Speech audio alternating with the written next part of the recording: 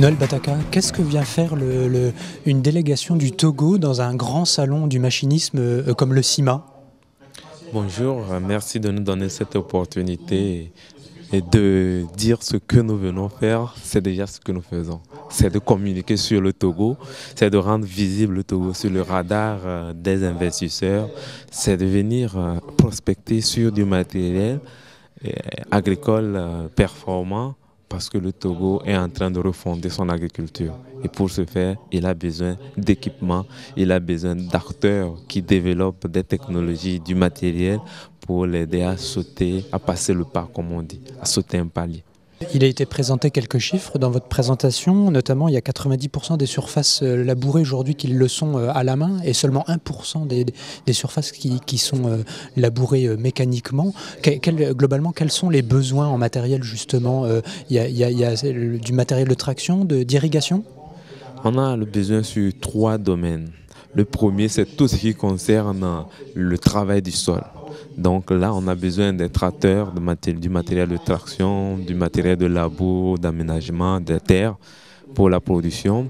Le deuxième niveau de matériel, c'est tout le matériel de post-récolte. Tout le matériel post-récolte, c'est-à-dire la récolte, le grainage, l'usinage et tout.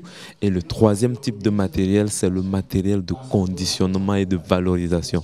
Et là, c'est du matériel pour la transformation agroalimentaire, pour l'amélioration de la présentation, de la qualité des produits. C'est pour l'emballage, c'est-à-dire tout ce qui pourra permettre d'amener des produits prêts à consommer de meilleure qualité, de meilleure présentation.